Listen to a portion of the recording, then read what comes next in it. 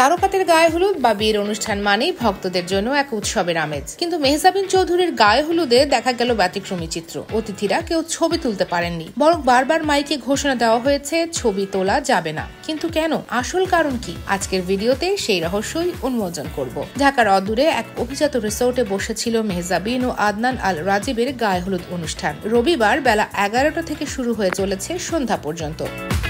তারকাদের এমন জমকালো আয়োজনে স্বাভাবিকভাবেই ভক্তদের আগ্রহ থাকে তুঙ্গে, কিন্তু অবাক করার মতো বিষয় হলো এই অনুষ্ঠানের ছবি তোলা ছিল পুরোপুরি নিষিদ্ধ। বিনোদন অঙ্গনের অনেকেই উপস্থিত ছিলেন। নির্মাতা রেদওয়ান রনি, অভিনেত্রী নুসরাত ইমরোজ তিশা, সিয়াম আহমেদ, সাবিলা নূর, তমা মির্জা সহ আরো অনেক তারকা ছিলেন এই আয়োজনে। কিন্তু আমন্ত্রিত অতিথিদের ফোনে ছবি না তোলার জন্য বারবার মাইকে ঘোষণা দেওয়া হয়। এমনকি ব্যক্তিগতভাবে তাদের অনুরোধ করা হয় যেন কেউ ছবি না তোলেন বা ভিডিও না করেন।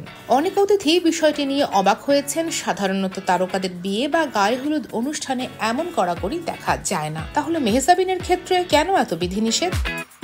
জানা গেছে, মেহজাবিন নিজেই তার সামাজিক যোগাযোগ মাধ্যমে তাদের স্থির চিত্র পোস্ট করবেন। এরপর অতিথিরা তাদের স্থির চিত্র পোস্ট করার সুযোগ পাবেন। তার আগে কারো ছবি পোস্ট করার অনুমতি নেই। গায়ে হলুদ অনুষ্ঠানের আয়োজনে সব মিলিয়ে 250 অতিথি আমন্ত্রিত ছিলেন। এদিন মেহজাবিনের পরনে ছিল লেহেঙ্গা আর আদনান পরেছেন পাঞ্জাবি পায়জামা। আজ সোমবার একই ভেন্যুতে বিয়ের অনুষ্ঠানের আয়োজন করা হয়েছে মেহজাবিনের বর, প্রযোজক ও পরিচালক আদনান আল রাজিব। মেহজাবিন চৌধুরী ও আদনান আল রাজিব প্রেম করছেন 7 বছর ধরে। বিনোদন অঙ্গনে অনেকটা ওপেন সিক্রেট হলেও এ বিষয়ে প্রকাশ্যে কখনো মুখ খোলেননি তারা। বিভিন্ন সময় সংবাদ মাধ্যমের প্রশ্নের উত্তরে তারা ব্যক্তিগত জীবনের এই প্রসঙ্গটি এড়িয়ে যেতেন। অবশেষে সেই গুঞ্জনই সত্যি হলো।